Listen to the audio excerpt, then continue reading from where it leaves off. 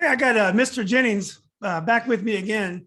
For those of you who missed the first podcast and haven't been following basketball that long, Mr. Jennings was a native of Culpeper, Virginia, which is about 60 miles southwest of DC.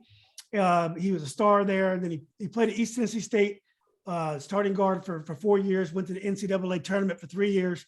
Shot 60% from three-point land as a senior. As a senior. I was talking to a UVA person. I had to say fourth year. And then he went to the NBA. He played for Golden State for 2 years for Don Nelson. He played with Tim Hardaway, Latrell Sprewell, and a bunch of other really good players. And then he had a long career in Europe. Since then, he's been into coaching, and he coaches down at Lees McRae, a Division II school in North Carolina. Recently, he's been thinking about getting into podcasting. As they say, not everyone's got at least one podcast. So, as his first podcast, I'm going to turn the mic over to Keith. His nickname is Mr. Jennings, and I'm going to turn the microphone over to him, and he's going to interview me. You know what? It's been I'm glad you gave me the opportunity to chat with you again. I really enjoyed our conversation the first time, and we got along so well that I was like, it would be nice to finally get to interview someone that's always doing the interviewing, when you accepted it, I was like, yeah, this is going to be a nice little conversation. So like I said, feel free to plead the fifth if you don't like any of these tough questions, but, talk to you a little bit about the things you achieved in your life. I'm big on getting knowledge and gaining experience. And I know you've done a lot on and off the court, Black History Month. I know you've been a pioneer in things that you've done for your community and everything. So I just want to throw some questions at you and just listen to you and let you bless us with your knowledge. And like I said, it's something I've been looking forward to. Well, those are big words. Hopefully I can come through with some good answers. Okay. Well, let's see. The first one is, who would you say was your best interview? I mean, if you had to go through the Rolodex, because I know you've had quite a few, but is there anybody or any interview that jumps out at you that, that is like right into the forefront? Well, it's interesting because usually you judge yourself by your performance, because you don't want to let the person you're interviewing down, and you tend to, whether the person, the audience enjoys it, or whether the person that you're interviewing likes it, you're really worried about letting them down. So I think you kind of judge yourself on how you do. You were very easy to interview. You're a great interview because you're a vivid storyteller and you got a great memory. And so, but to be honest with you, you're easy to interview because you just take over and tell stories. So it went really well. Thank you. But probably one of the most enjoyable ones was my own high school coach, Bob McKeag. It was actually pretty easy too, but I hadn't seen him and talked to him in many years, and we know so much about each other. So that was a very memorable one. An interview that I got a lot of feedback on were the Red Jenkins interviews. He was a famous coach in Northern Virginia, but he was kind of like you. I just had to wind him up, and he would just tell the stories. So right. it wasn't particularly tough. I think the Grant Hill and Tommy Amaker, they were tough because they're big names, and I guess I was a little bit nervous. But they're very kind, and they're storytellers as well. So, it wasn't that difficult. So probably the most challenging one was a wrestling coach from my high school, Brian Hazard, who's won 6 state championships. It's just tough because I don't know much about wrestling, so I had to really study. I had to study the sport to appear intelligent, and I made a lot of mistakes on the interview. So right, that seemed to be challenging. So when you mentioned your high school coach, how did he impact your life?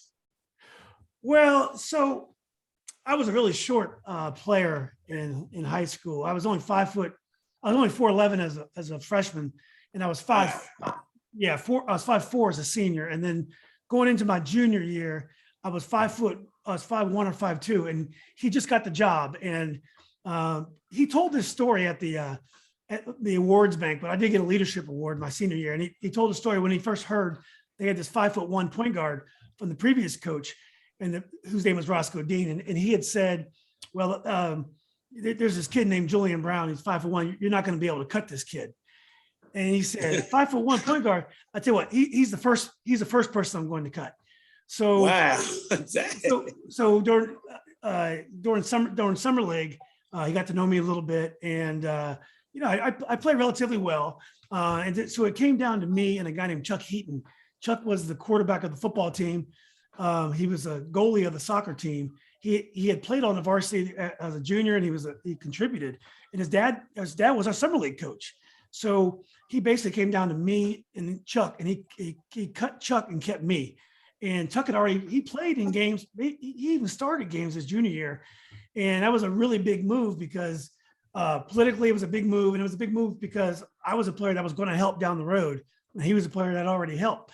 But my whole life was impacted by that because most of my identity was around the fact I'm a basketball player.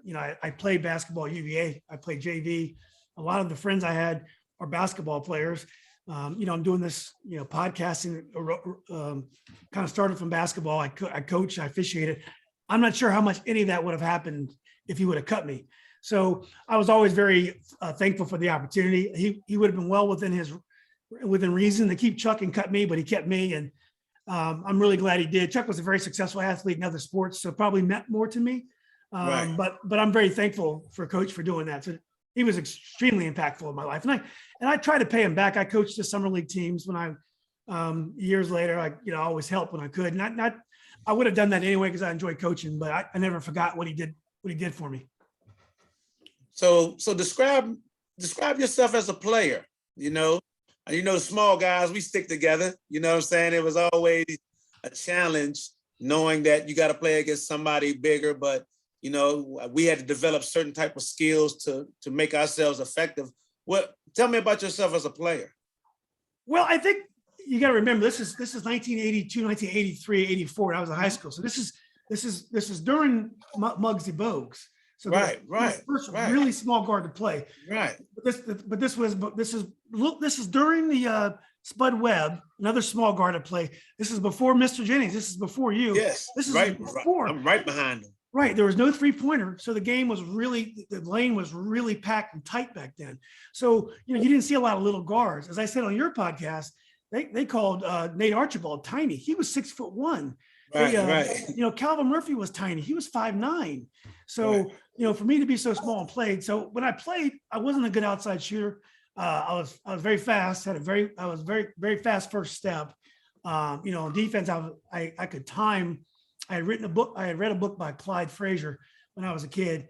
And Clyde Frazier used to talk about when you're playing defense, when the dribbler has the ball, once the ball leaves his hand, and you have like a second and a half for it to come back. So as soon as that ball would leave the dribbler's hand, I would attack the ball. And I was so small, I could submarine the dribbler. So I was very aggressive on defense. I always in foul trouble when I played. But I was aggressive. I penetrate. I had good vision. But I had weaknesses too, being so small. I mean, team players could shoot over me, and I wasn't a good outside shooter, so they'd play off me. So it was a challenge. And then later on, when I grew to 5'10" my first year of college. It changed everything for me because then I have long arms. I could play inside. Then I was used to being short. I was a good rebounder then because I was used to being so short. So it changed my game. I never became a good shooter, but I was able to contribute. And I as an adult, when I played like city leagues in Charlottesville and also in DC, I was in top leagues, and I could compete at a pretty high level. Right. Huh. It's always interesting. They say when you leave high school and you go to college, it's always something you pick up on that next level that I remember saying, if I would have known this when I was in high school, I would have been that much better. Is there anything that you thought of when you went to play in college and, you learned something and you're like, man, if I'd have knew this when I was, back in high school last year, it would have made a difference. Did anything hit you like that? Well, I learned a lot from little, I used to play pickup with Othell Wilson and stuff. He always had little things that he can share. And you pick up things, but I think the biggest thing that I picked up is, what I would be nervous sometimes. I wouldn't take advantage of the opportunities that were given me. I didn't go for it. Like I didn't shoot the ball enough. I didn't try to, I played too conservatively on offense. I didn't try to make things happen. On defense, I did, but I felt like, you only live once, and you don't want to be nervous. You want to take advantage of your opportunities. I always tell my son this. He's a soccer player. I say, don't waste energy on nerves. Just go out there and go for it. And when, I don't know if you know Will Robinson, but Will coached at at Woodbridge. Yeah, Coach at That Woodbridge. Will? I think I do remember, Coach. I played in his gym a few times just to keep myself in shape in the summers. Cool man. Cool. He's a great guy. And one thing he told me, because he was assistant coach at Robinson after I left, but I would come work out with the team. But he used to always tell his players, when you leave a gym, you make sure everyone in that gym know you were in there. Everyone in that gym knows you were in there. You don't leave. You're not anonymous, for good or bad. They're gonna know that you were in there. And I've always taken that to heart. And I tell my son the same thing. Okay, well, let's transition a little bit to after becoming a basketball player, and then I don't know at what stage did being an official, being a referee, when did that kind of happen for you? So, I was referee in intramural basketball down at UVA, and intramurals are huge at college campuses. It's a huge industry, and they need officials. So that's where it's a good place for a student to make some money. We didn't make much back then, but I thought I was making a lot, and I'd worked all the time. And then pretty early on, I was doing games, and the guy said, "Hey, you're good enough to do high school games. So why don't you do high school?" So that was like 1985 or 86. I started doing high school, and there they had. And down in Charlottesville, the girls would play in the fall back then in the smaller schools. The AA and the single A schools would play in the fall. So I started doing girls. I was very young looking. So some of the girls would like kind of flirt with me, which is really embarrassing to her. 18, 19, that ref is cute. But I hung in that, and that's where I first saw you. I'd go to Culpeper, and I think I did a JV game. I might not never did your games, but I came right after you. And I did a lot. I just did a lot of games. In Charlottesville, we would travel around to the rural schools, and we would do games, boys and girls. And then when I moved back to the DC area after I graduated from law school, I had a full blown high school schedule, a varsity schedule, and I did it for 6 years down in Charlottesville, and I did it for 14 more years here. So I did it for 20 years. Did a lot of games. Officiating is extremely political. You have to make friends with a lot of other officials. And that could be very frustrating. It's hard to know when an official is doing well, even though over time it shows and everyone knows it. But you have to really play the game to succeed in officiating.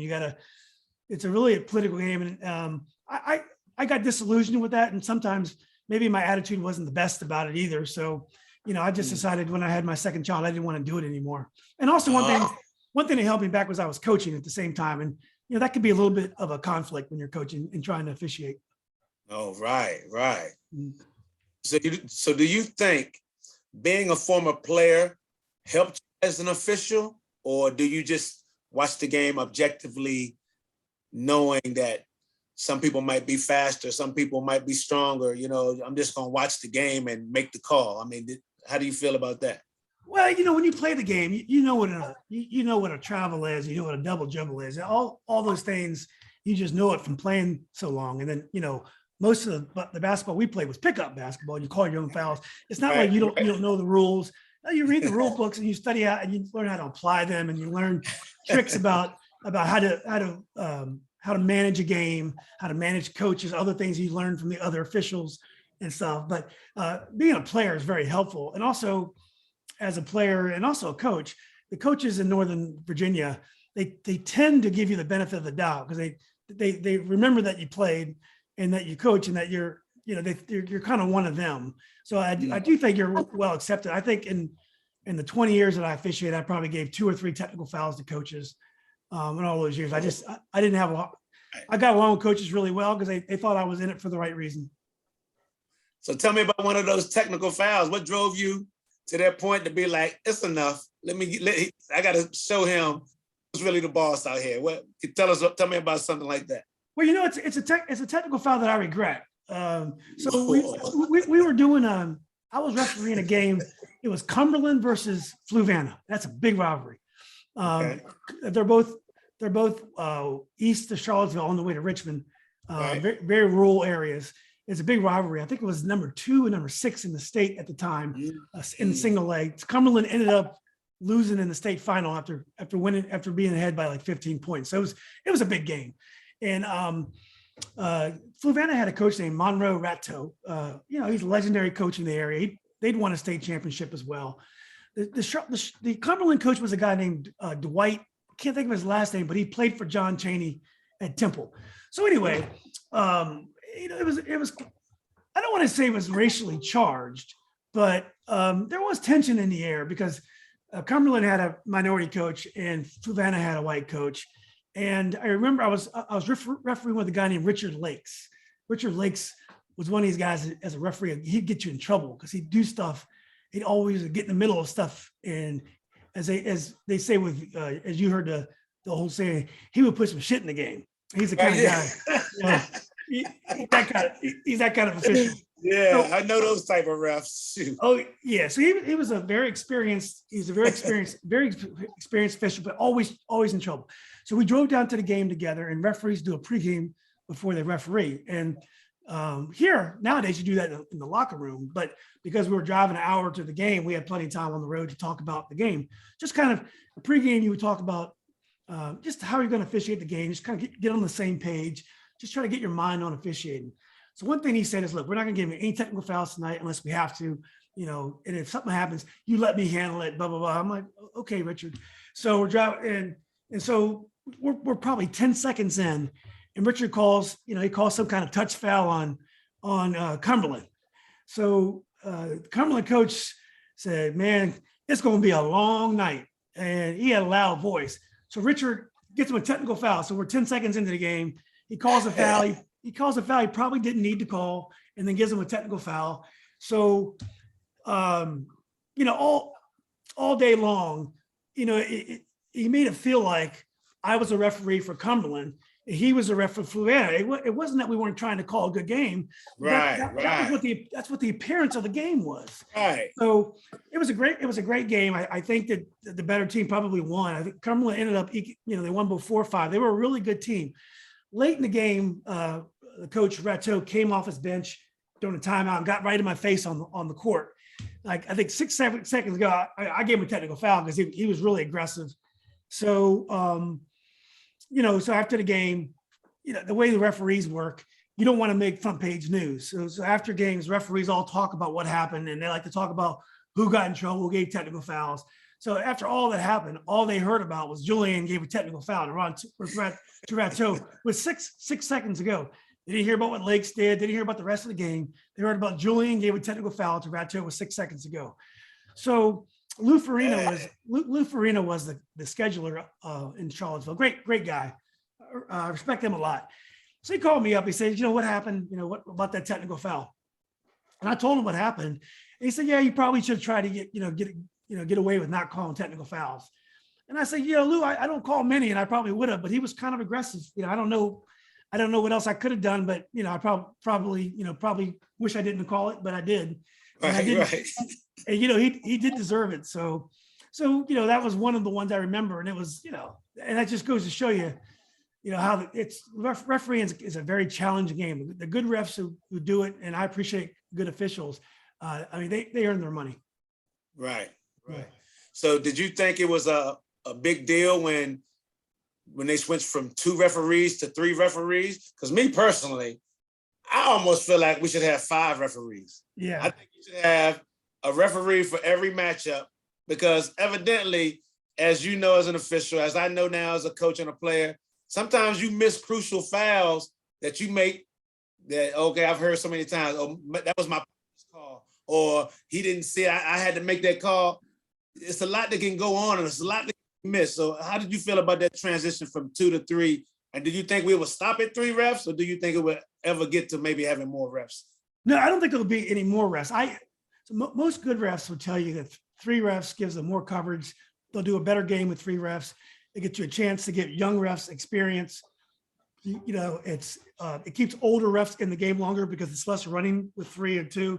So I think 95% of officials will tell you that 3 refs are better than 2. I prefer 2. I'd rather have 2 good refs and good judgment and miss coverage And as a coach, as a fan, I'm more interested in not getting my best players in foul trouble. So if I'd rather have two refs with good judgment, even if they miss a call or two, I just want them to call. I want them to call the stuff they can see from the stands. I don't want the little stuff called at all. So as a fan and a coach, I'd rather have two refs that just call the obvious.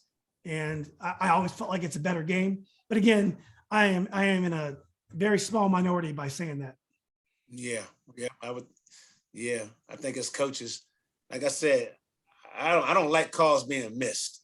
And I try to have a good rapport with the referees because, like we know, man, it's a tough job. I think that job that you guys do is underrated. I mean, I do it in practice and my girls are just mad. And I'm like, come on, it's a little bit. But one more question about officiating. So now you talked about playing pickup basketball back in the day. Who do you think should call the foul? Offense or defense when you play pickup? Well, as you know, in the eastern part of the country, offense always calls fouls. If you go to, like I know my mother's from Ohio, I'd play pickup there, defense calls fouls. So, and so it could be different in some parts of the country. I mean, I like the whole idea about kind of the honor system, defensive calls fouls. I just haven't experienced it much. And as you know, with offensive calls fouls, it becomes a game of intimidation and respect the call. And, it does change the flavor of pickup games some. Right. That's all I really know. It would be interesting to see more of the defense calls fouls. I just had, again, in Ohio, when I used to play, that's how they did it. And they also played, they didn't play make it take it when they played half court, which is also not how we played on the East Coast. Right. One more question about officiating. So I remember you saying in Culpeper, it was a tough venue sometimes. The fans can get outrageous. So you got one thing, you got to deal with the coaches, but then the next thing you got to deal with the fans. Have you ever been in a situation where leaving the gym, you really had to have your head on a swivel? Like, I don't know, these fans, tell me about any type of stories you might have about the fans. I didn't, I never had that bad a problem with the fans. I had a problem in pickup games with it. I called a guy, you may even know the guy, a guy named Mighty Matt from Charlottesville. He's a notorious guy in Charlottesville. I got along with him fine, but I called a couple travels on him and I had to leave the gym because apparently he went to go get a gun. And I'm like, you don't need a gun from me anyway. He could have beat me up anyway. But, right. Yeah, but I think I had a problem with the coach one time in that there was a coach that used to give me a hard time up here. And I got along with coaches generally. This one guy I had a hard time with. And after the game, he was kind of eyeballing me and kind of trying to intimidate me after the game. And I just left the gym and I never worried about it. Yeah. Interesting. Yeah. My dad does a little bit of refereeing, and I know sometimes, he could be the toughest as a fan, but as an official, it's just different, but it's the same to an extent, I guess. Yeah. So tell me about your favorite basketball moment, whether it was, where does that come to you at? Is it in the coaching part? Is it in the playing part? Is it in the officiating part? Which moment means the most to you? As a fan, my biggest moment was when the Bullets won the world championship in '78 with the Wes Unseld, Bobby Dandridge. Yes. Phil Chenier, them. Phil Chenier. Well, he actually was hurt, but Kevin Green. Yep. Yeah. Was Kevin Porter with that team? No, he came, I think, 2 years later. Okay. Thomas Henderson, C.J. Johnson, Larry Wright. Greg Ballard. He was a rookie. Yeah. Mitch Kupchak. That's my favorite when they beat Seattle on the 7th game in Seattle. It's only been done a few times. I think that was the first time. It might have been the first time it had ever been done.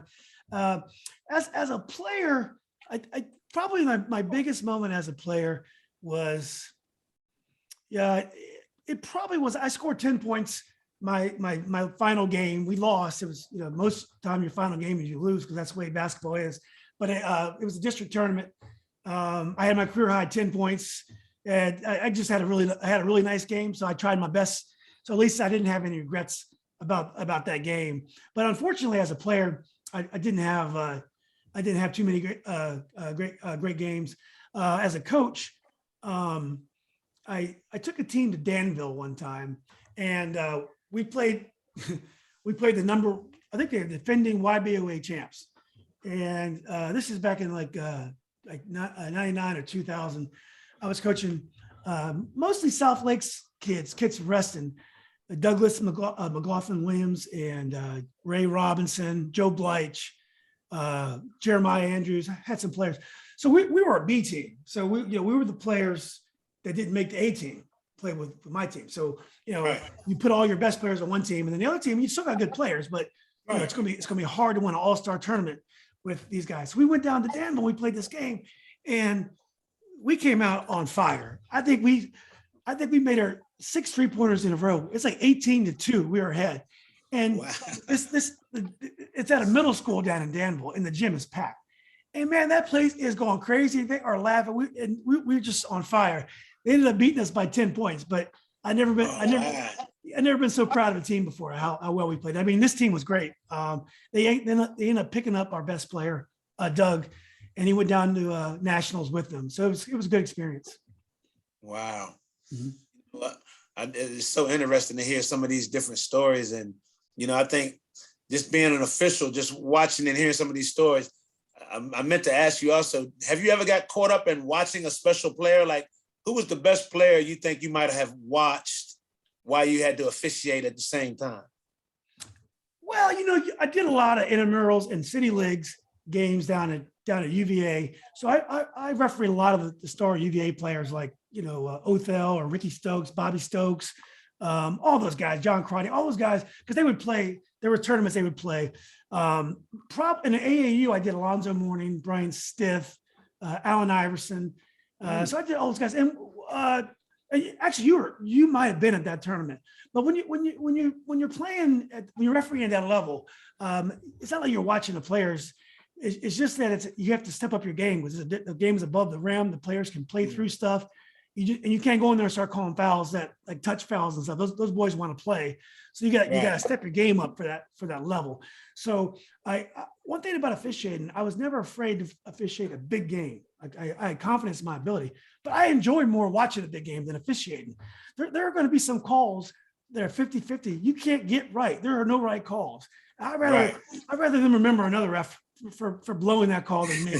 I'd rather sit there and enjoy the game because some refs will say, I got it right. He didn't get that call right. That call could have gone either way. You just saw it right. Let's just be honest. So, even though I enjoy refereeing big games, I would prefer just to sit back and watch it and watch the action. I think this has been very interesting, just hearing how you've been able to transition from a player to a coach to being an official. And so if you got to look at those levels, it's like you're a 3-level score. So when you look at those 3 levels, what are your highs and lows when it comes to, and even in life, when it comes to those situations? What you mean highs and lows when it comes to? Like if you had to think of the highs and lows as a player, the highs and lows as a coach, the highs and lows as an official, the highs and lows as a Black man. Are there any things that come to your mind when you think about those situations? Well, a lot of times with officiating, you can only do your job and then you have to leave and you got to be professional and you got to have poise. And, you're not going to get everything right and you have to be able to accept that. And I think those are, lessons for a player as well. Leave it all on the court, do everything you can, be a professional, carry yourself with dignity. Definitely as a coach, you have to be a leader. You got to learn how to hold your fire and not lose your temper. And remember that even sometimes they don't, remember what you said, but remember how you acted. And then in life, I think the biggest disappointment you have is when you let people down that love you. Whether it's you didn't have a great year at work or you didn't get the job you think it could provide better or any of those kind of situations. On the other hand, when you work hard and the hard work pays off and you can share it with people you love, I guess it's just like sports and officiating as well. Right. I mean, I think when you speak about your family, I think that's like your first major team. If you can have a good team with your family, then when you start becoming a teammate to other people, I think you usually got a good opportunity to be a good teammate because a lot of people don't know how to do that. Tell me about being a good teammate. You seem like, you was really dedicated to your sports. And did you play any other sports besides basketball? But tell me about being a teammate. Well, my best sport was football, and then I was a running back. I was on the top team in the area as a young guy, and I was a running back. And because I was so small, eventually my parents didn't want me to play varsity, so I quit after my sophomore year, and I focused on basketball because at least it wasn't a safety issue, even though being small is not great. But my football team, we were coached by a guy named Barkley, and the team was named the Braddock Road Sharks. They were a famous team in the area. In 4 years, we only lost one game, and in 2 years we were unscored upon. But he was kind of a Vince Lombardi disciple, just one of those guys, hard work. He would really make us work really hard, and it was all those lessons in life I learned from that experience. I was always a good teammate in terms of sports. Never needed the limelight. I think at work, and there are times when you have insecurities at work and in life because you worry about recognition, not so much that you want the limelight, it's just so much you want to make sure you're getting the best result possible for your family and stuff. So I think sometimes, I could be a better teammate, and then I have to, as they say now, trust the process and believe that things are going to work out. If you have talent, you work hard. But I think you could be a better teammate by sometimes believing in people that they're going to come through for you. Right. So let's talk about your family. I mean, I know my parents, brothers, sisters, everybody was pivotal in, my success. Have you ever interviewed a family member?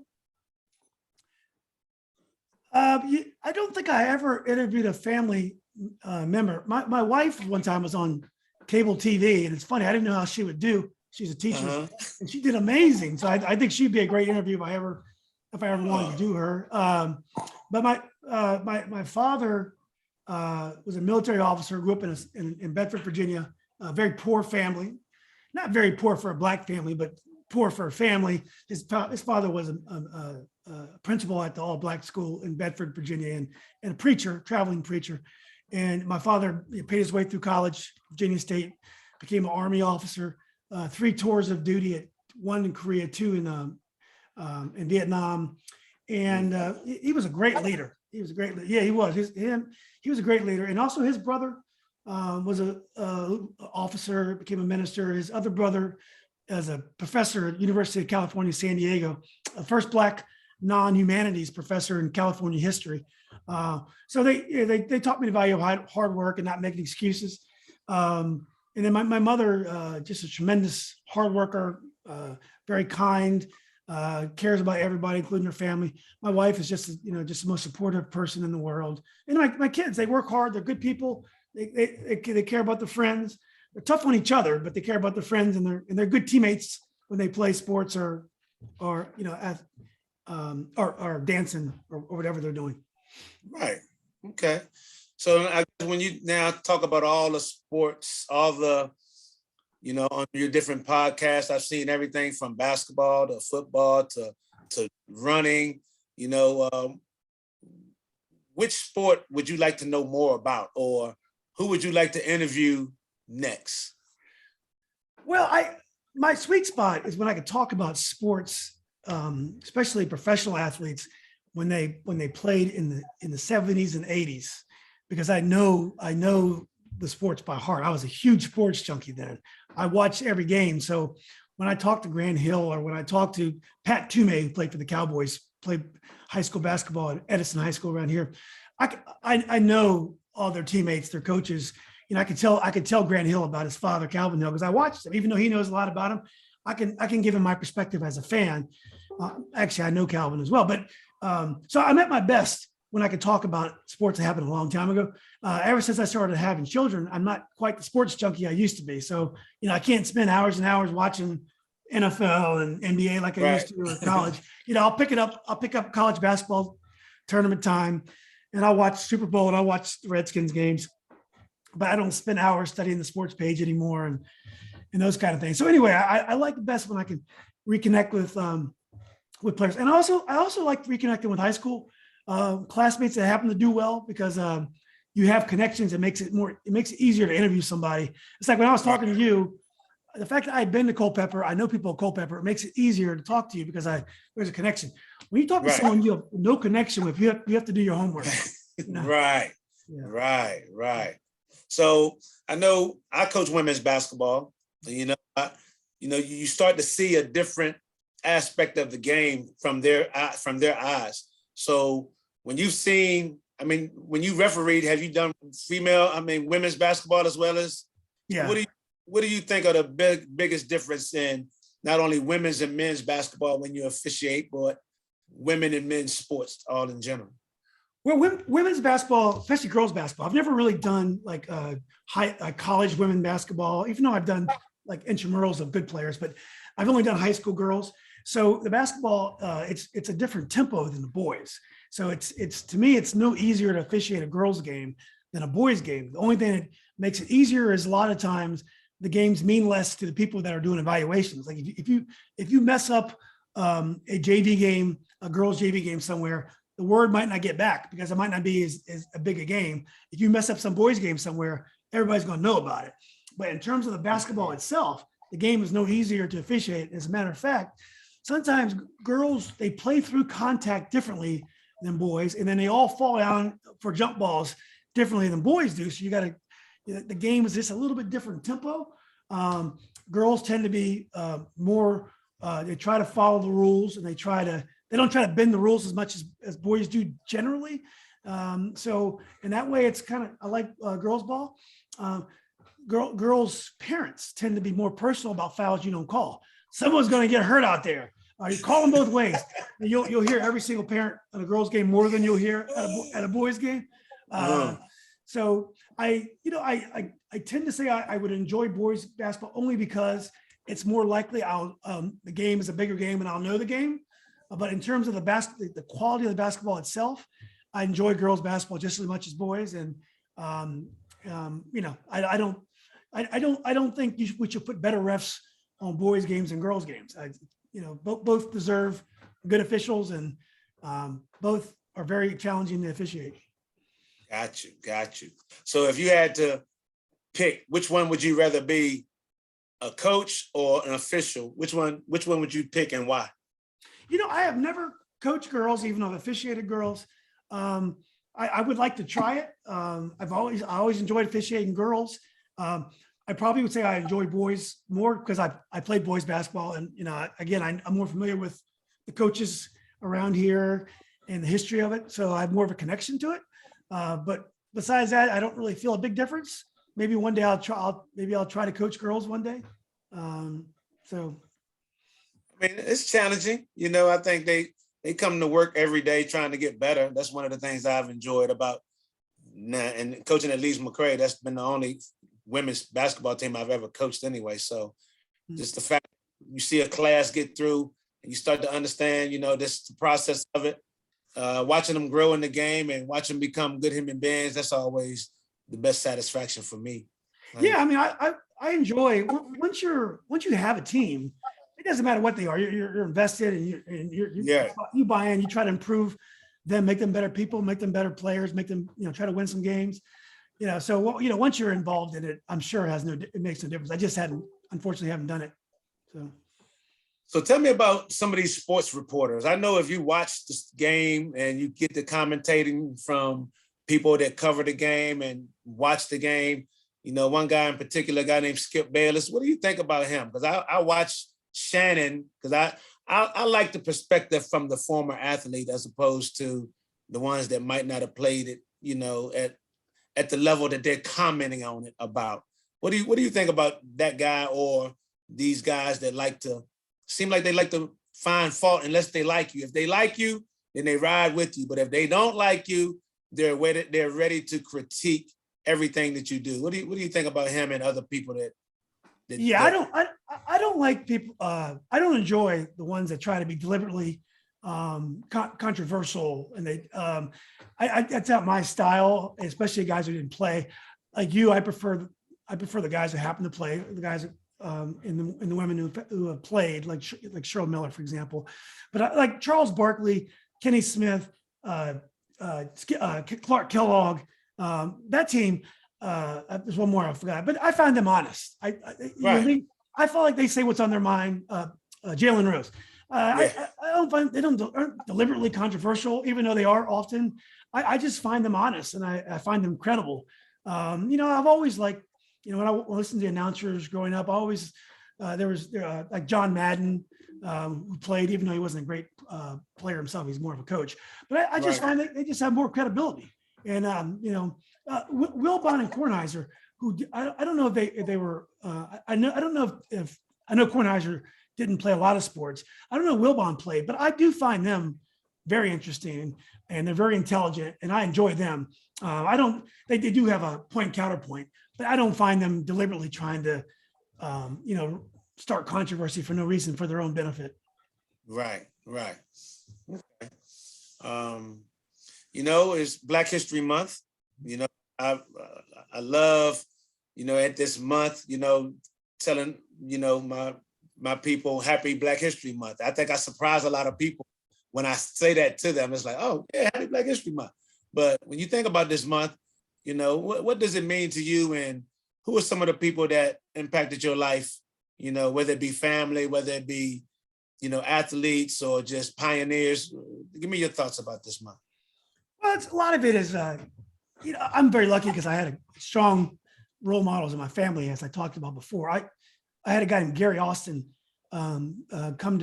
he stayed with me. Him and the Cumberland players trained with us when we were in high school, and he stayed with my family.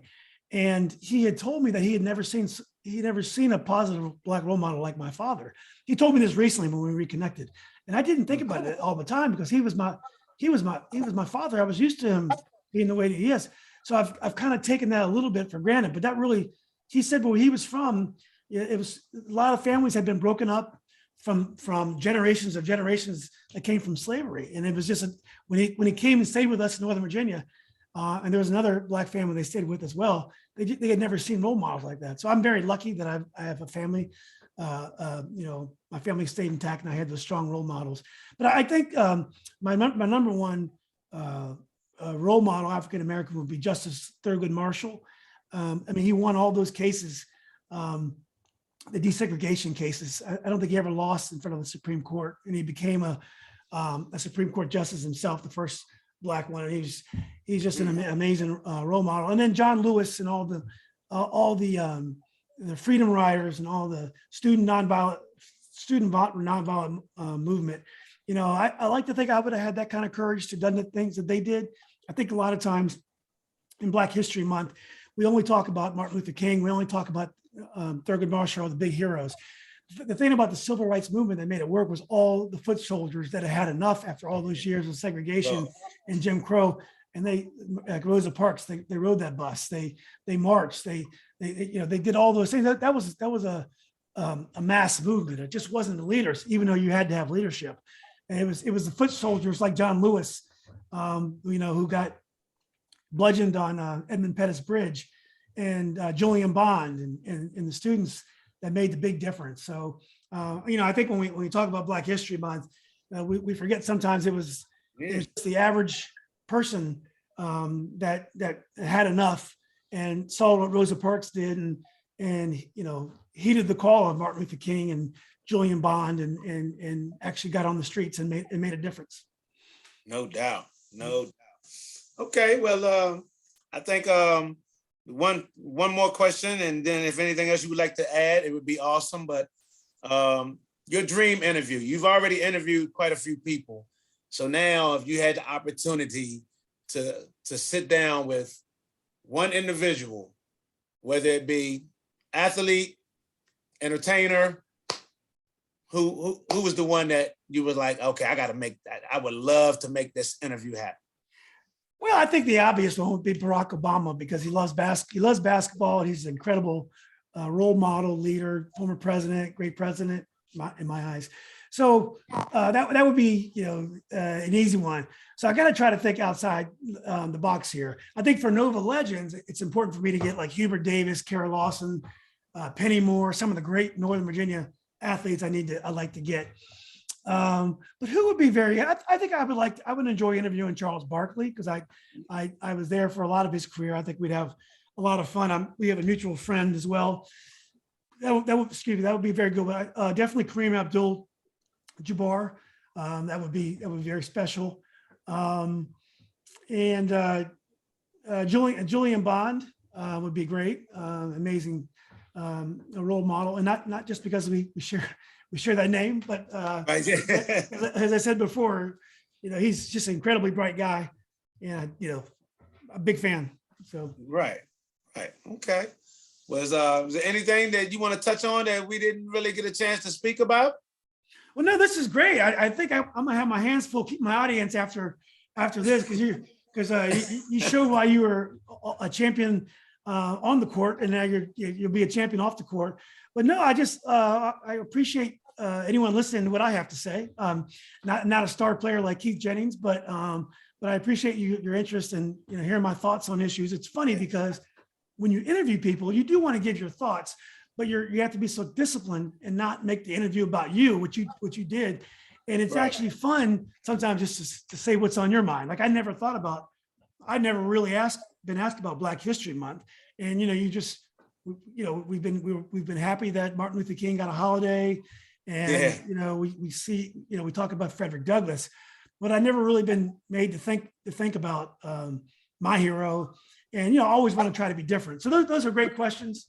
I want to thank you for being involved and giving me a chance to interview you. That was an honor, and also for agreeing to do this. Hey, well, I think we got this plan on March Madness. This is right around the corner.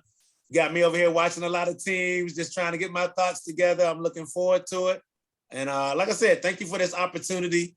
And, I'm sure hopefully in the near future, we can double team somebody now and, give a nice little Northern Virginia Legends interview with somebody. So I'm looking forward to it. Yeah, we're gonna do that soon, and the March Madness is right around the corner. So there's a guy who played at UVA named Doug Smith right around your time, and he's going to be on the call too. And he said, "Oh yeah, they told me East Tennessee State didn't want me because they had Mr. Jennings. So I'm gonna have to, I'm gonna have to show him what's up on the picks on the brackets."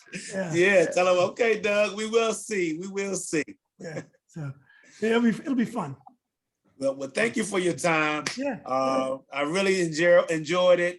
You said a lot of great things. I know some things to take away from this interview and this talk, and maybe we can come up with a part 2, because I think I got some questions that I could still ask you, but we'll see. Yeah, I think people will be more interested in hearing how you feel about things. But if people want a part 2, I could talk for a long time. There we go. We got it. Yeah, so. Well, thank you for your time, Julian. I appreciate it, man. Okay, Keith, and we'll be in touch soon with March Madness. Sounds good. Okay, all right, buddy. Thanks again. Have a good.